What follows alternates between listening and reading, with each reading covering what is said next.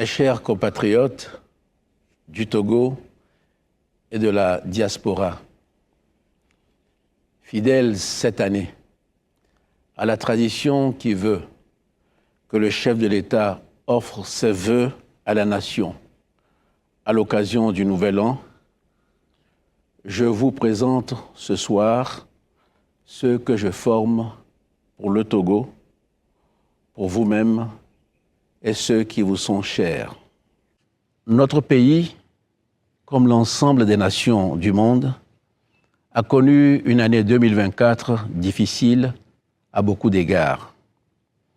Au cours de l'année écoulée, les conséquences de nombreux conflits ont pesé sur chacun d'entre nous.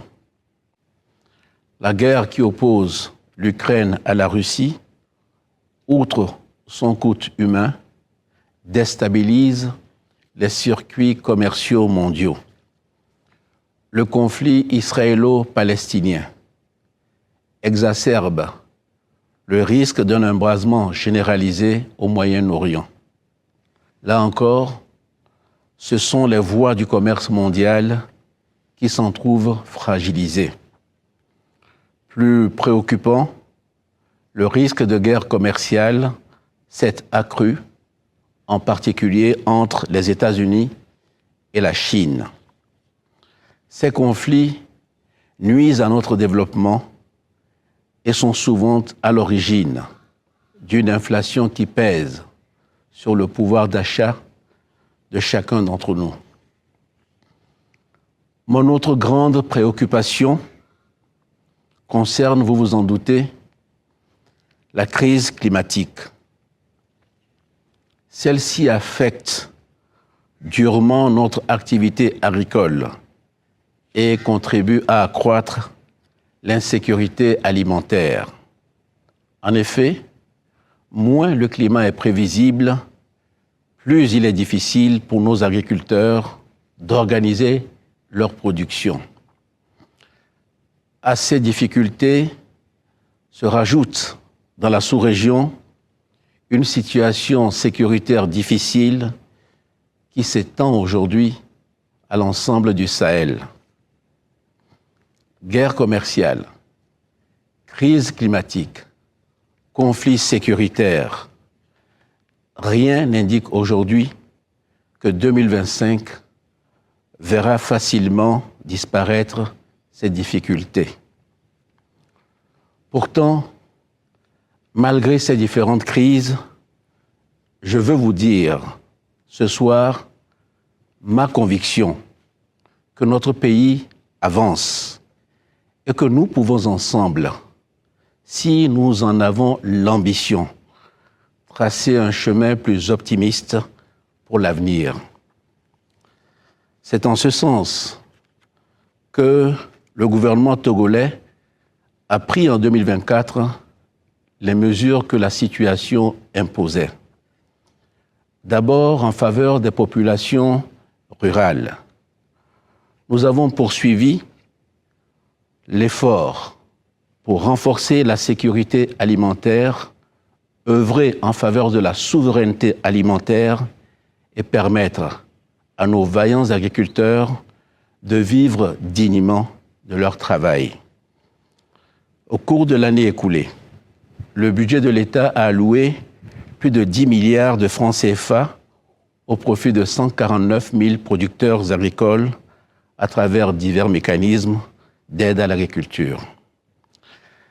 C'est ainsi aussi que l'État a subventionné l'achat d'engrais à hauteur de 17 milliards 900 millions, déployé 400 tracteurs agricoles et distribué 3 500 kits d'irrigation.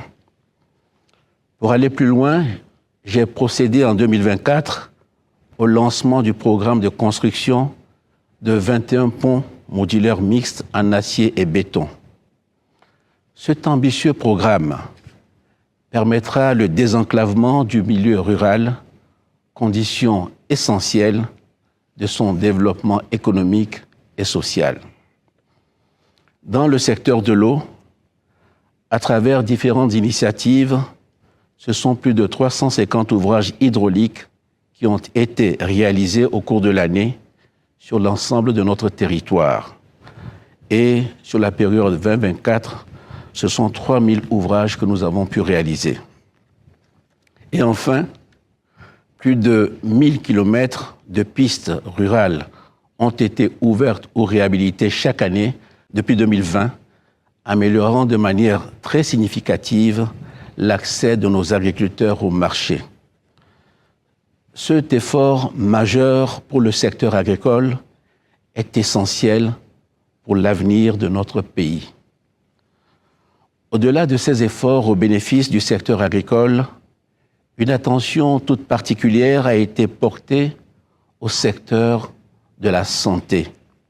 En janvier 2024, a été lancé le chantier de l'AMU, l'assurance maladie universelle, qui vise à assurer à chaque citoyen un accès équitable à des soins de santé de qualité. Cette ambitieuse réforme concerne en particulier ceux qui travaillent dans le secteur informel et ceux qui résident dans les milieux ruraux au Togo.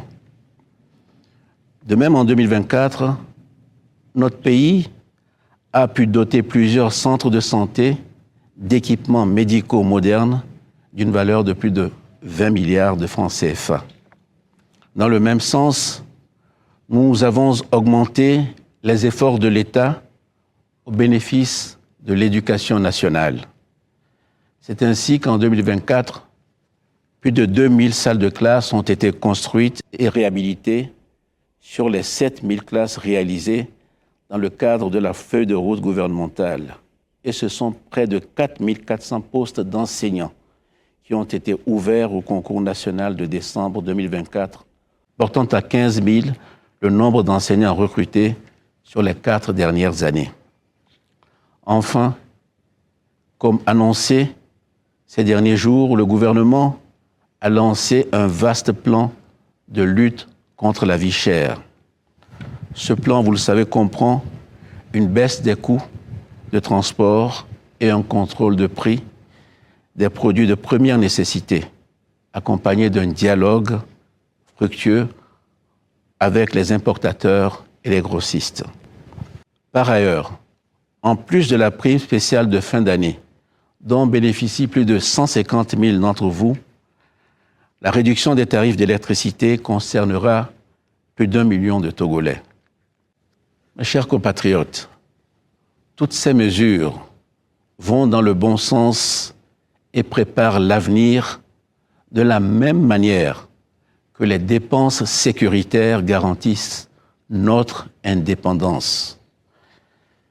C'est ainsi qu'au cours de l'année 2024, j'ai donné des instructions pour que soient significativement augmentées les dépenses liées à la lutte contre le terrorisme et que soit encore mieux protégée la frontière au nord de notre pays. Je veux ici rendre un hommage appuyé à nos forces de défense et de sécurité, avec lesquelles j'ai passé le jour de Noël dans le Nord.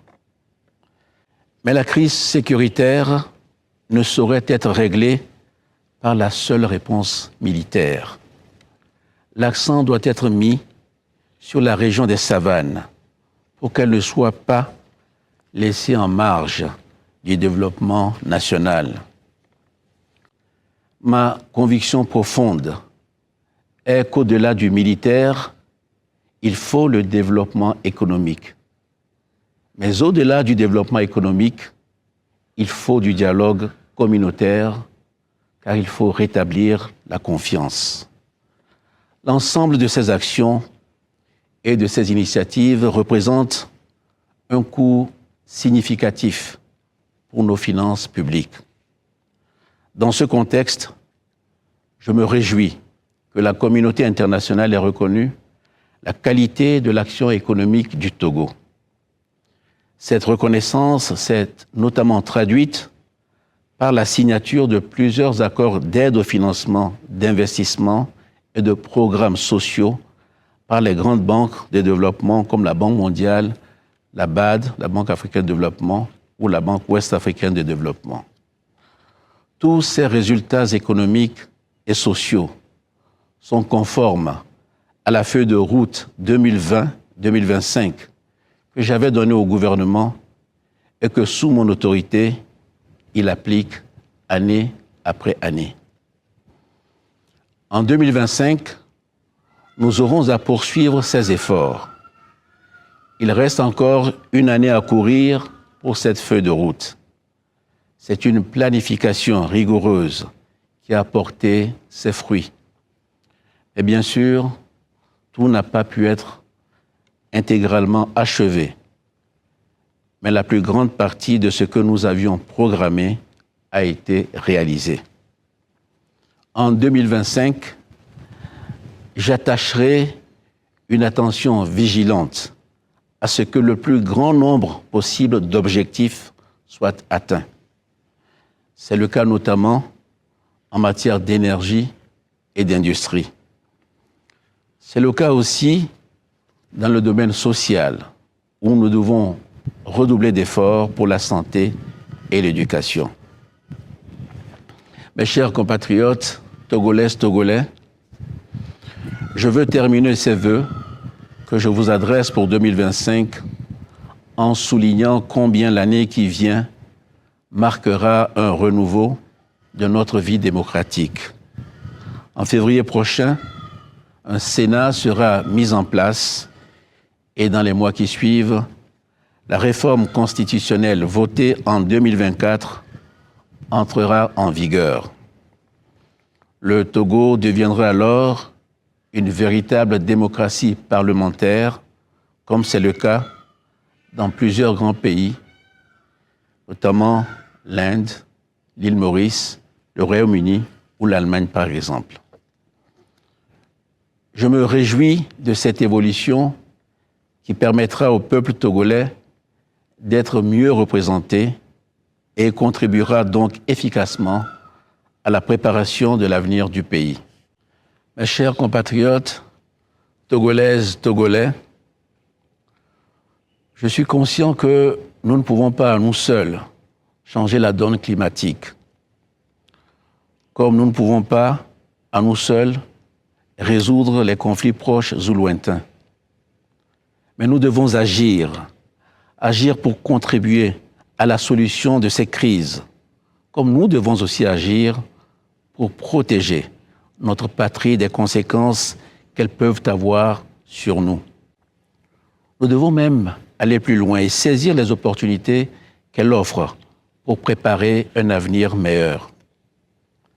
C'est par ces réalisations que s'exprime pour chacun d'entre nous la fierté d'être Togolais. Bonne année à tous et que Dieu bénisse notre cher pays, le Togo.